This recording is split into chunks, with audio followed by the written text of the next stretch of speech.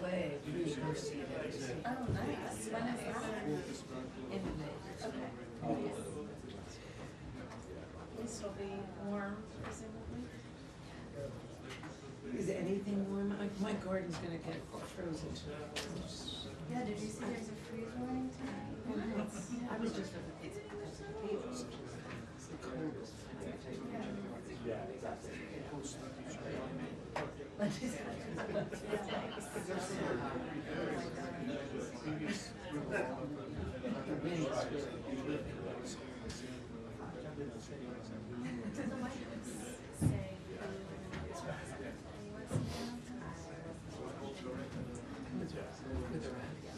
No, and in fact, it's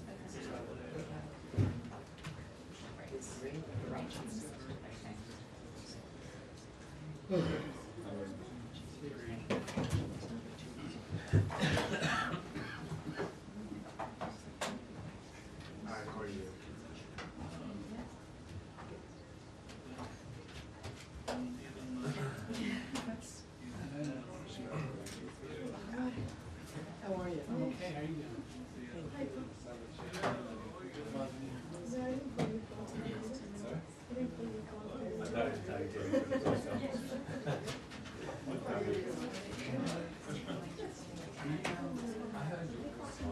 No, but everybody's going to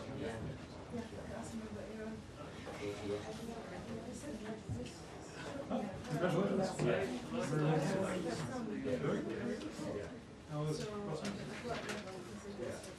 Pretty successful.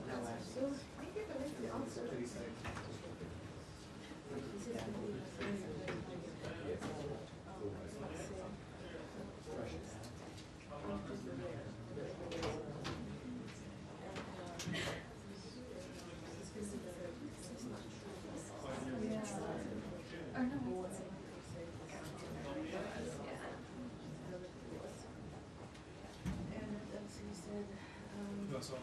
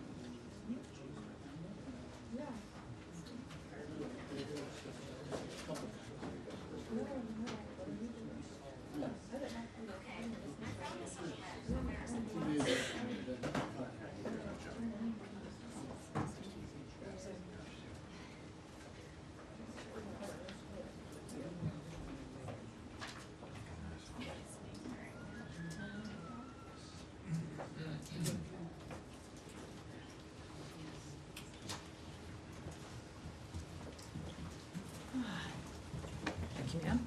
Yes. Excellent. Excellent. Hi, everybody. Tuesday. Happy Tuesday. Yes, we had our trip, and we agreed that Monday maybe might not be the best idea. But also, of course, the White House was very busy yesterday. Very busy day for the country and for the world. Andrea Mitchell, nice to see you again here. Matt Lee, not so much, but there you go. No, what can I say? No, you haven't. And many of you, the benefit of being in the bullpen is that you got a very brief visit from the Secretary of State, because Matt Lee encountered him somewhere in the hallway. Right outside the bathroom. And you invited him into the bullpen, and of course, yes, that's right, male privilege right there. Invited him into, because he knows the bullpen from the airplane. The Secretary of State likes talking with you, which is very apparent. To my chagrin, sometimes 30 minutes on the record, it makes a person like me very nervous. But so he sees this, he thinks, oh, this must be my friend, and so he follows him into the room with the bullpen. But I hope you enjoyed that. We're going to do more, hopefully more of that. And welcome aboard, everyone. Again, thank you very much for being here. So I do have a couple announcements for you today. Since my last briefing, Secretary Rubio traveled to Brussels to attend the NATO Foreign Ministers Conference. During the conference, he had important conversations with our NATO allies about increasing defense spending. Indeed, President Trump deserves credit for completely changing the conversation on NATO defense, and we have a secretary who knows how to have that conversation. Since the November election, 4 NATO allies have publicly announced that they support President Trump's call for allies to increase their defense spending to 5% of GDP. This is Estonia, Latvia, Lithuania, and Poland. Another 10 allies have announced additional increases to their defense spending since President Trump took office in January. In the words of Secretary Rubio, we want NATO to be stronger. We want NATO to be more viable. And the only way NATO can get stronger and more viable is if our partners, the nation states that comprise this important alliance, have more capability. While in Brussels, Secretary Rubio also met with our Indo-Pacific partners about the threats the Chinese Communist Party poses to our security and prosperity. The region needs to be free from China's coercive and unfair trade policies. Our security depends on it. Now, here's an update from our response to the March 28th earthquake in Burma and Thailand. The United States has made $9 million available to support the people of Burma through our humanitarian partners. Our team of experts is in Burma, surveying conditions on the ground. They arrived on April 1st and deployed to the disaster zone on April 3rd. Our humanitarian response team helps ensure that support is directed to the most affected communities with the greatest needs. We are working with partner countries as well as international and local partner organizations to maximize efficiency and effectiveness. As the response shifts from rescue to emergency relief, the United States has support in place to help with emergency shelter, food, medical support, health access to clean water, and sanitation.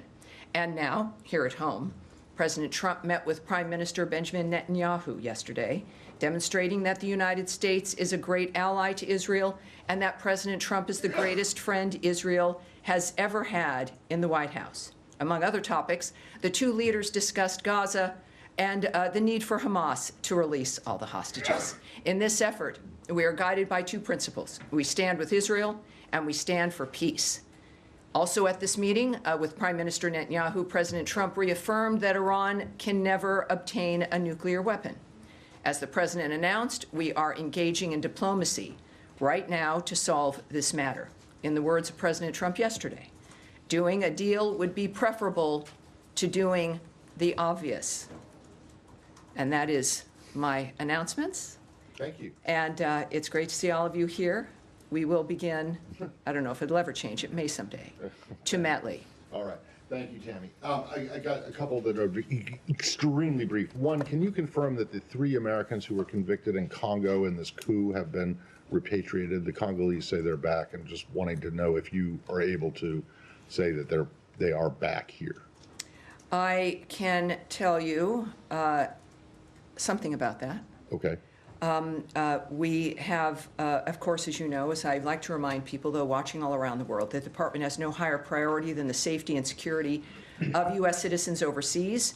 And we are aware, the United States government is, of the government of the Democratic Republic of the Congo transferring into U.S. custody the U.S. citizens who were detained in connection with the events of May 19th, 2024, and who previously faced the death penalty before their sentences were commuted to life imprisonment. Now, of course, we refer you to the U.S. Department of Justice in this regard for further information. They are, of course, they have been transferred. They're in our custody, and we also strongly condemn the armed attacks of May 19th and support the DRC authorities in holding those responsible appropriately accountable. At the same time, we seek consistent, compassionate, humane treatment and a fair legal process on behalf of those U.S. citizens. Okay. Secondly, can you, the Russians are saying that there are going to be talks in Istanbul, these kind of embassy personnel and logistics talks in Istanbul on Thursday. Are you able to tell us anything about that? And I got one more, but it will also be brief. I thought you said two. Well, three. Sorry. Oh, three. So but it's two. It'll be very brief. Yes, for Matt, 2 equals 3. I'll keep my mouth shut up. All right, well, sure. On April 10th, U.S. and Russian delegations will meet for a second time in Istanbul to try to make progress on further stabilizing the operations of our bilateral missions. So that is happening in Istanbul. There are no political or security issues on the agenda, and Ukraine is not, absolutely not on the agenda. These talks are solely focused on our embassy operations, not on normalizing a bilateral relationship overall, which can only happen, as we've noted, once there is peace between Russia and Ukraine. Okay, great, thank you. And then last one. He seems like so. He said wants to keep going. I'm answering his question. Can you Yes, sir. Can you give us any clarity on the cuts, the latest cuts to, not including the Burma stuff, but the cuts to USAID and funding to the World Food Program that happened, essentially over the weekend? Because I understand there may have been some changes to those cuts. Well, yes. So let me get to those details because that is important. We have, one thing we can say, because this is a large conversation and various different countries are involved. First of all, 85% of previously existing USAID programs with the World Food Program worldwide remain active and ongoing. So that's 85% when we're talking about the effort that the country has made and continues to make. So it is inaccurate, as some have intimated, that USAID has defunded the World Food Program. That is not true. Or that we've broadly backed away from our commitments to providing life-saving food aid. We've said from the beginning that our commitment to foreign aid remains. It may look different than it has in the past, but in this case, 85% of those USAID programs with the World Food Program worldwide remain active. We have terminated a limited number of World Food Program programs based on specific country or program-level priorities, but what is the story here is that the largest group of World Food Program awards terminated were in Yemen and Afghanistan through an executive order that was issued, based on concern that the funding was benefiting terrorist groups, including the Houthis and the Taliban. These concerns with UN funding have been documented and discussed for years, which is why USAID paused all food assistance in northern Yemen through WFP specifically to mitigate any interference by the Houthis, and has intermittently suspended food assistance across Afghanistan to mitigate Taliban interference. Other awards were terminated because they provided cash-based assistance, which the administration is moving away from, given concerns about misuse and lack of appropriate accountability for American taxpayers here at home, of course, and the accountability they deserve. There were a few programs that were cut in other countries that were not meant to be cut, that have been rolled back and put into place. So when and if that happens, that's recognized, and that has also been the case with something as complicated as this framework. We do what is necessary to maintain the commitments that fit within the framework of keeping America safe, secure, as well as making sure that they apply the nature of our priorities and values as well. Can you say what countries those were? I can get back to you on that, but it's just a few, with, again, the majority of which are Yemen and Afghanistan, with certainly with the Saigar report regarding Afghanistan and the Taliban, at least $11 million being siphoned or enriching the Taliban in the process of that food aid. All right, any questions? Andrea Mitchell, yes, ma'am. Thank you very much. You mentioned the Iran conversations between the president and the prime minister yesterday. Can you confirm what the Iranian foreign minister, Arachi, said, which is that Steve Witkoff, the special envoy, will lead those talks, and that they will be indirect, not direct, as President Trump said? Or is there some clarification you can give us as to how the State Department sees these talks being composed? Well, I can't confirm anything an Iranian authority is going to say. What I can tell you is what the Secretary of State, Marco Rubio, has said, is that Mr. Witkoff, Special Envoy Witkoff, will be there. So he'll be present. And when it comes to the description of the event, I would refer you back to the President's remarks. That's who I rely on. Can you define what is meant by direct talks? Because the Iranians are insisting at the foreign minister level that they are Sure. indirect. That's nice for the Iranians. I would refer back to the President of the United States, President Donald John Trump. I have one more subject. Yes, Not of course. more like- You can also have more questions, absolutely. The other thing I wanted to ask you about, colleges, universities around the country are saying that with little or no notice, to them or their students, there have been massive cancellations of student visas without explanations. In some cases, some of the students have said they are for reckless driving citations. These are not students who are involved in protests. Not that that would necessarily justify it, but just, can you clarify the way these are being canceled? Is there a process to determine, is there a threshold for determining why a student visa would be canceled, and what are the criteria? Well, we've never gone into the details of the visa process. We don't discuss individual visas because of the privacy issues involved. We don't go into statistics or numbers. We don't go into the rationale for what happens with individual visas. What we can tell you is that the department revokes visas every day in order to secure our borders and to keep our communities safe, and will continue to do so. The criteria, as it is applied appropriately, and that's the extent that this is what we've been dealing with, right? And we've never been, and we're not inclined to answer those specifics, but I think the American people know, as we're seeing, that we take the border seriously, we take the visa process seriously, and the number of revocations, I can say, is dynamic, which is why we don't give those numbers out. Again, we're not going to give statistics, only because of always the continuing fluidity of the situation when it comes to visas and the reasons they are revoked, which is personal and private. And just the last question on this.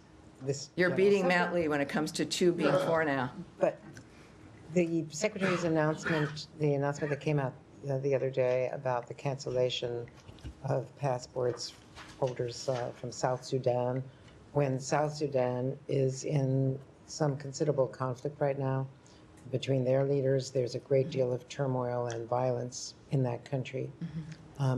What is the reason, more broadly, not individual reasons, for canceling visas to passport holders from South Sudan when there is so much danger for anybody going back? I have a few things for you on that. So enforcing our immigration laws is critically important to the national security and public safety of the United States. Every country must accept the return of its citizens in a timely manner when another country, including the United States, seeks to remove them.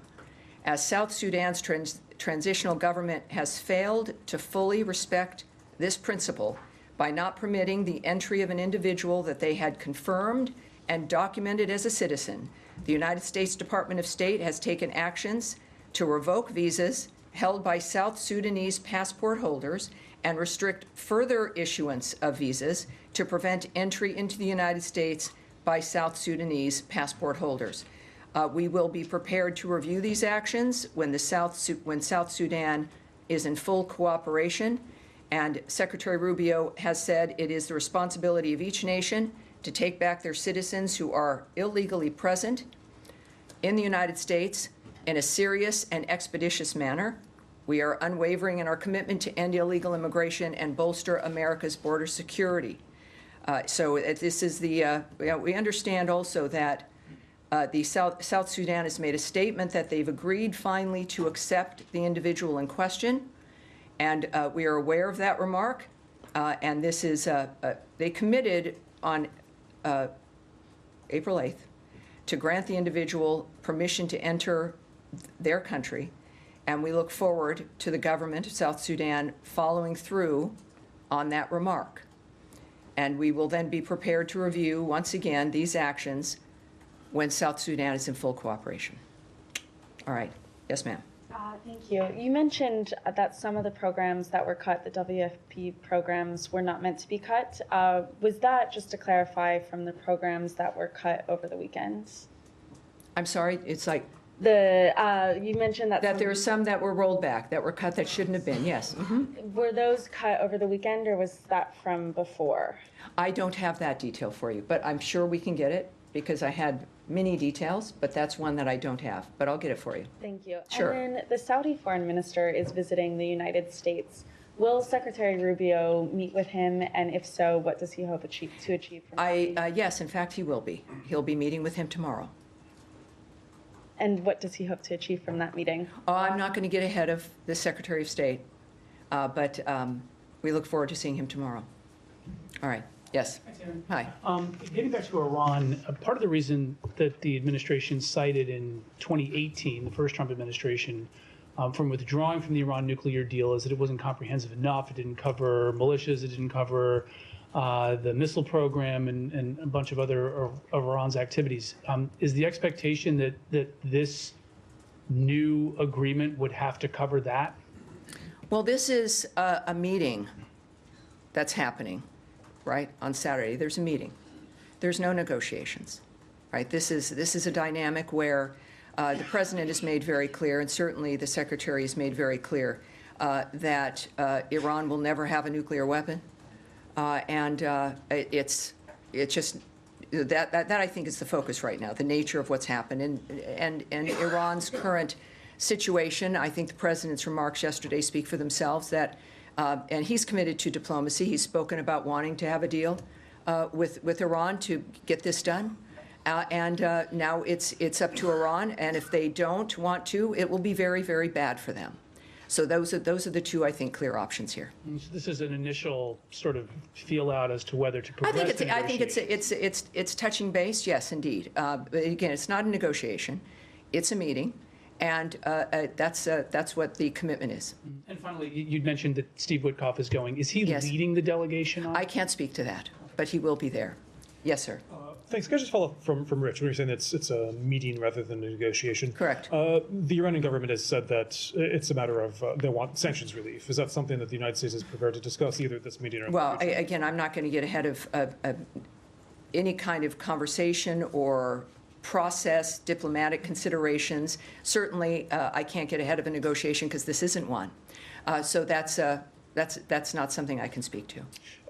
In terms of the goal, I know that you said that not prohibiting Iran from having a nuclear weapon, but in terms of how that's achieved, I mean, there's been some talk in the administration. Is this complete dismantlement of the nuclear program, or is it just verification that's not going to go for nuclear for military ends? Is there an end goal that the administration has when it comes to whether it's complete dismantlement? I can't speak to their considerations, the contemplations they have, the discussions they have. We do know that there is something very, very clear and distinct that is on the table that needs to be accomplished. And they're certainly, see now, because I have so many opinions. And you're waiting, Sean is waiting for me to kind of, we all have opinions, but what I can tell you is that the very specific thing that needs to be accomplished, which would make the world a much safer place is to make sure that Iran never gets a nuclear weapon, that there is no room around that fact. And that is something worthy of focusing on at this moment. Yes, Nadia? Thank you, Tammy. I have two questions. Yes, ma'am. On the Iran... No, you have 7. I'm no, sorry. no, 2. All right. Only 2, I promise you. On the Iran talks, is this meeting primarily focusing on preventing Iran from acquiring nuclear weapons, or are they going to discuss Iran's support for proxies in the region, considering there were reports that Iran stopped supporting the Houthis, or alerts not supporting the Houthis? That's my first question. Right. Again, this is not a negotiation. There aren't things being negotiated in that regard. This has been described to me as something that is a matter of determining what's possible in the conversations. It's a touchback, and that's the extent of what will be happening. Yeah, Okay, yes. second question. Yes. I have Oh, two. the second, that's forget. right. I'm Okay. sorry. Go ahead. That's okay. Yes, ma'am. Second question on Gaza, actually. The situation is horrific. There is no water, there is no electricity, there is no food for almost 1 month. This is a gross violation of international humanitarian law, as you know. What is the United States is doing to alleviate the suffering of civilians in Gaza? And second, since you talked about the meeting between Netanyahu and the secretary, any prospect of a ceasefire that was discussed yesterday? Our efforts to bring back the ceasefire that we were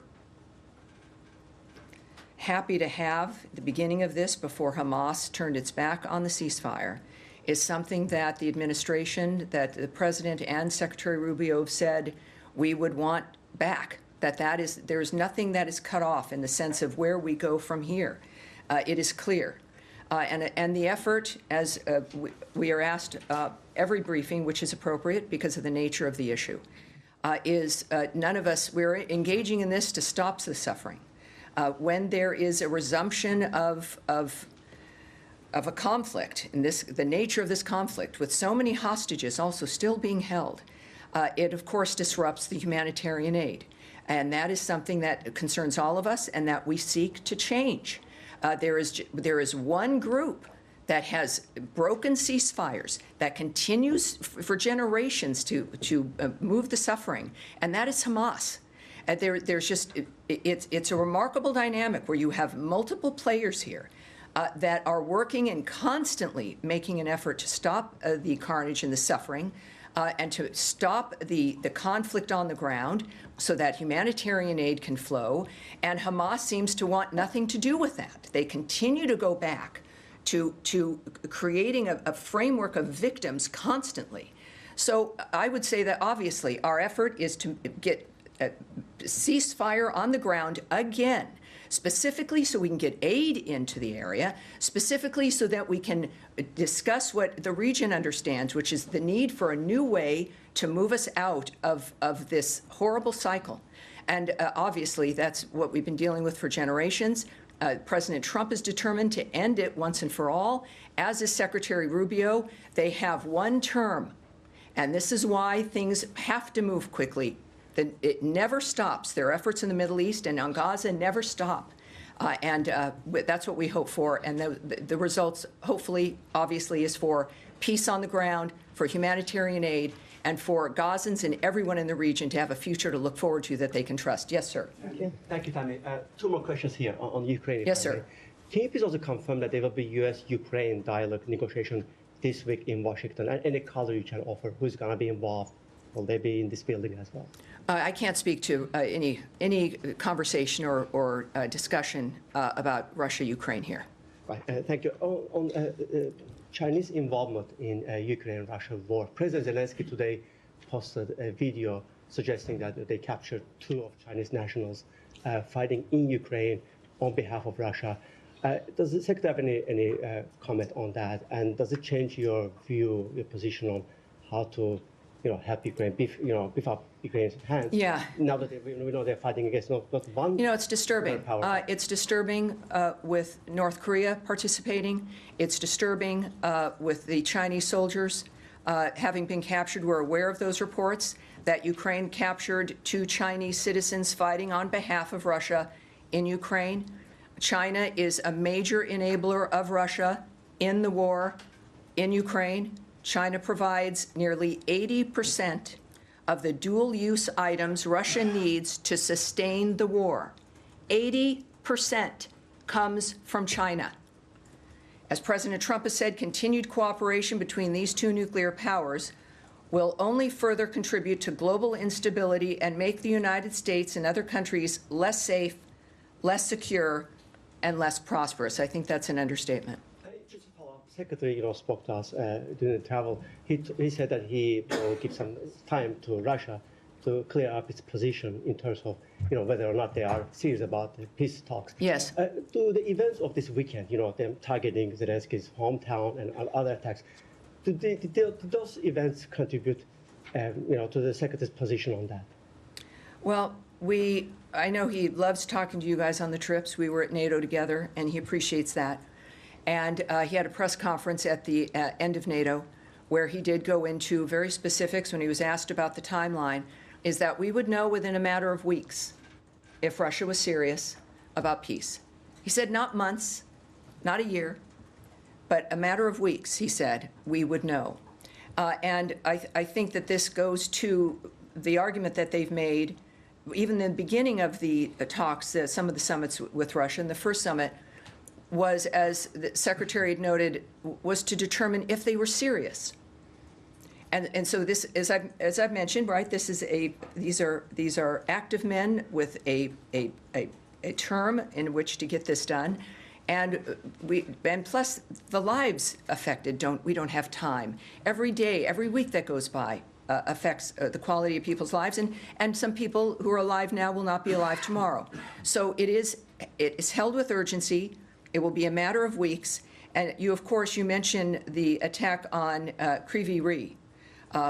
Which is I guess the hometown of President Zelensky. It was a Russian Federation ballistic missile strike in a residential neighborhood of that town. It is further underscores President Trump's urgent call for peace. And he's affected by this. It's long time to stop the death and the destruction and end this war, just as we know President Trump has been committed to finding and demanding the return of the missing or stolen Ukrainian children from Russia. So this is the top of the mind for President Trump and for Secretary Rubio. Yes, dear. Thanks, Tammy. Continuing on the two-question trend. First of all, an American teenager was shot and killed, and 2 others were shot in the West Bank. Has the U.S. called on the Israeli government to investigate their killings? We are certainly aware of that dynamic. We send condolences to the families involved. These were teenagers. There is an investigation that is going on. We are aware of the reports from the IDF that this was a counterterrorism act. We need to learn more about the nature of what happened on the ground, but we're aware of that, yes. And then on the contract terminations this weekend, who signed off on those? Was it the Secretary? I'm sorry, the contract? On the foreign aid contract. Oh, the foreign aid, terminations. yes. Is the Secretary himself still canceling those contracts, or has that been delegated elsewhere? We know, of course, of his full involvement in the beginning. We know that the review had officially ended. We also know of his schedule, and I've asked specifically from his office as well to get me that information, because you and some others have also been asking now about the nature of how this is transpiring. My goal is to get a fuller view now that review has ended, and that we have bureaus here addressing issues regarding foreign aid, et cetera. And I think that we have, I think it's time now for a fuller understanding of that, and that's part of that. And so we'll get that back to you. But my goal is to have a more comprehensive answer regarding now, the process now on the ground for us. All right? Follow up on Jennifer's question. Yes, certainly, Saeed. Thank you very kindly. Now, when Shireen Abu Akleh was killed by the Israelis a couple of years ago, the American security coordinator was involved in investigating, and they drew a conclusion. My question to you is twofold on this issue regarding the boy. First of all, is the American security coordinator for the West Bank, is he involved in this thing? Is he going to follow up? And my second question, has there been any calls to the family from this building or from the U.S. ambassadors and so on to learn the circumstances? Well, again, happened? there's things on the ground. We don't have the complete picture of what was going on the ground. I know that we're aware of the reports. We certainly always are engaged in the nature of what's happening with American citizens, and that's the case here, and that's the extent of what I'm going to say. Yes, sir. Right there. Yes, go ahead. Yeah. Thank you. Appreciate it. Two questions. I'll ask them back to back. Number one, UN Secretary General Antonio Guterres announced earlier today that he would not participate, the UN would not participate in the resumption of IDF humanitarian aid delivery into Gaza because he felt the parameters were not sufficient, not appropriate. Would the State Department consider, or planning even, to step in to aid the IDF in humanitarian aid delivery, given the importance that the State Department is placing on that particular area? And the second question is, what does the State Department view as a positive role for Turkey in Syria? Well, first of all, the reason there's aid issues and movement issues in Gaza is because of the resumption of the conflict. So I know we work through our partners on the ground. The fact is that if it was safe to move aid through Gaza, it would move. And at this point, that's clearly an assessment that it hasn't been safe. So I'm not going to speak about or presume to talk about what the State Department would do. Those are the decisions of the Secretary and of the President, of the highest levels of this government, about how to move through that framework. So that's not something that I'll speculate on. And your second question was? What does the State Department view as a positive role for Turkey in Syria, given the President's reaffirmation of his yes, President Erdogan? I think I know a great deal, I think as we all do, about Secretary Marco Rubio. But I'm not going to presume that I know how to speak for him when it comes to the notion of diplomatic decisions or maneuverings when it comes to the nature of what's going to be best for a region like that. Turkey is certainly an ally and a friend, but that is a conversation that belongs between leaders. Yes. Yes, sir. Yes, sir. Go ahead. Benjamin Netanyahu offered a video statement in which he outlined the terms that that Israel would accept for an agreement with Iran. Said it had to be a Libya-style agreement where we would go in, quote, blow up the facilities, dismantle the equipment under American supervision and American execution. Is that a position that Secretary Rubio agrees with? Is it a precondition by Israel that the U.S. is willing to accept? I can't discuss that because I wasn't in that room. I certainly don't speak for Israel or for the Prime Minister and his remarks about what's important to him. So I would leave that to the nature of conversations at that level, certainly not something for me to comment on here. When the President says that he would rather resolve this through diplomacy rather than the alternative, sure. Can you just spell out what is the alternative? Is it a U.S. military strike on Iran? Well, I guess that's something that everyone's supposed to consider, right? The President has made himself very clear about what he prefers, and that's diplomacy and making deals. And he's been very successful at that. The world, though, as we've seen, of course, seems to devolve into violence, and that is something that he clearly has. Ending that violence and changing that trajectory is something that President Trump has made a hallmark of his this last term of his, and it is a remarkable commitment. So I think that speculating or hypothesizing in a world where it's dangerous when it comes to real life and what's happening is not certainly something that any of us should do. But it's, I think, an important reminder that President Trump not only talks about diplomacy and what he prefers, but he acts on it as well. All right. Yes, sir. Thank you, Tommy. Going back to Iran, you said that this is not a negotiation, but it's talks. Can you tell us what are you going to talk about with Iran? Are you going to set up a stage, or are you going to set up a timeline, or well, are you going to negotiate with Iran? The Omanis are hosting. Special envoy Witkoff will be there.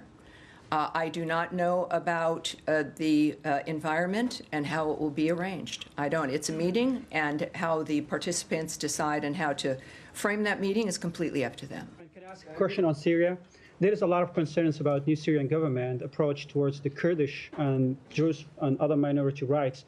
Do you have any sorts of pressure on the Syrian government to behave according to international law and to take care about the minority groups? I know that, and we've spoken about this here before, is that we expect the Syrian government to abide by human rights law, to abide by the common laws of what is a decent government, the nature of the choices we make. So that's not unusual.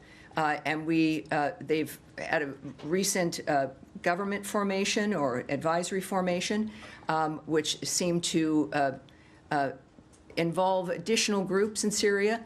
But there's much more that have to be done that has not been done. And we're waiting to see them take more action. So obviously there's expectations that have yet to be met. So we're waiting to see what they're doing. When it comes to pressure, the pressure really is about whether or not a nation wants to be within and accepted within other nation states and within the world. I think that's certainly an indication here that's possible or not possible. Yes, sir. Thank you. You have been involved in helping start Kurdistan oil exports, and that is much appreciated. But now there is a new problem. The oil exporting companies, including U.S. companies, say that Iraq is changing the contract unilaterally, and exports can't resume until this is resolved. Are you concerned about this problem? Are you involved in trying to fix it? That we'll have to take back when it comes to the details. All right? So that's Iraq and the oil, right? Let's get back to him on that. All right. Yes, go ahead. Thanks, Harry. Just circling back to those latest cuts in foreign aid. You noted concerns about interference in Afghanistan and Yemen, but it was funding that the department initially allowed to continue because it was deemed to be life-saving. And there are other places, of course, where interference is still a concern that are still benefiting from U.S. aid dollars. So is this an amendment or a change to the State Department's initial promise to continue life-saving aid? Or should we expect other cuts where interference is a concern? Well, yeah, waivers were issued. We know that, of course, but this was in the process of a review that was expected to take 90 days. It took less time. And in the process of the review, some things you want to have continue as you're reviewing them, as you're making a determination about whether or not it's where the money is going, if it does meet your criteria to continue. And that's what happened. There are some entities that got waivers that then the grants of the funding were cut because we went through the review and found that they should be cut. So this is also something that had to happen because there had been, who knows, I don't know, years, decades of no one auditing, no one checking, no one really knowing. And it just grew and grew and grew. So this process of auditing and knowing where your money is being spent, most of us do this personally, right? We keep an eye on the bank account. We make a note of what's coming up and what the checks are that are coming in, and we spend accordingly. So we are in a constant regular audit. That will always be the case now. So if you've got a dynamic where someone is passed through and is receiving the aid and is meeting their obligations, that's great. It doesn't mean we're going to look back in 25 years to see if they're still okay. This has to be a regular process with this kind of work that has been, yes, disruptive and difficult, but it has been important so that we can continue to do that work. So I hope that answers your question because, yes, there's aid that is going on now, has received waivers. Some of it, over time, it may be increased, it may be cut. It depends on the goals of the United States, our foreign policy goals, and the nature of how our money is being spent on the ground. All the way in the back, sir, white shirt with a little blue tie there. Thank you, Tammy. I would like to know, Colombia has been at the center of diplomatic tension with the United States.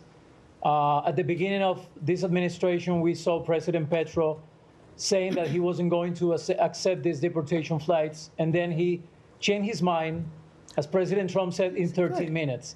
Now he's saying that, Secretary Noem said that President Petro told her he was a friend of the cartels and that members of the trendy Aragua need a lot of love. Now President Petro says that is not true.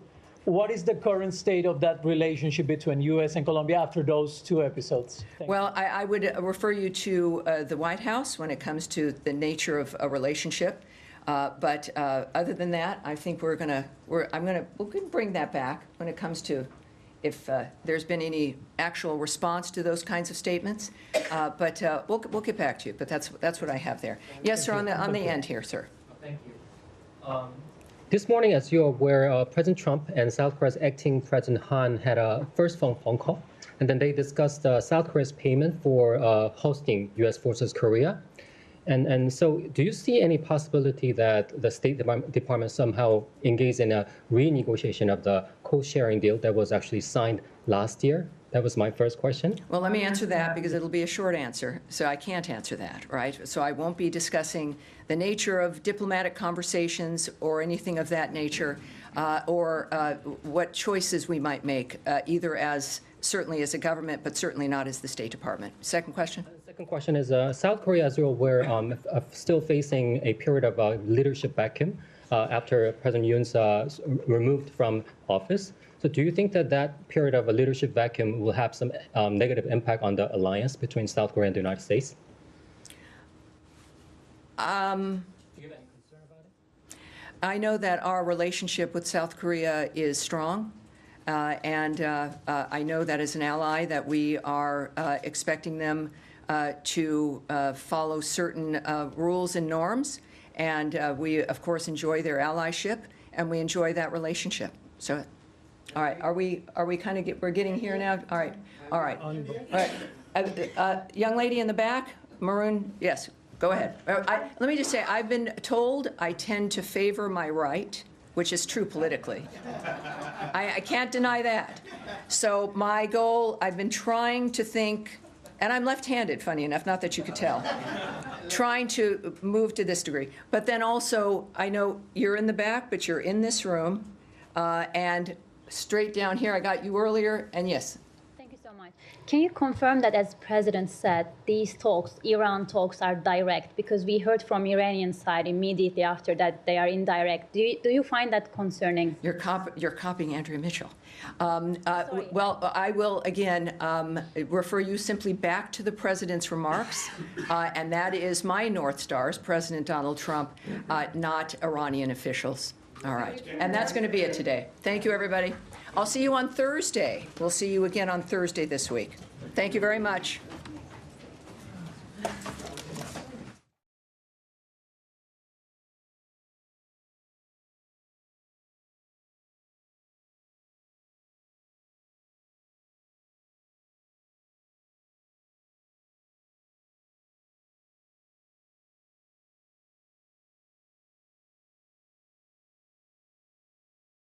Thank you.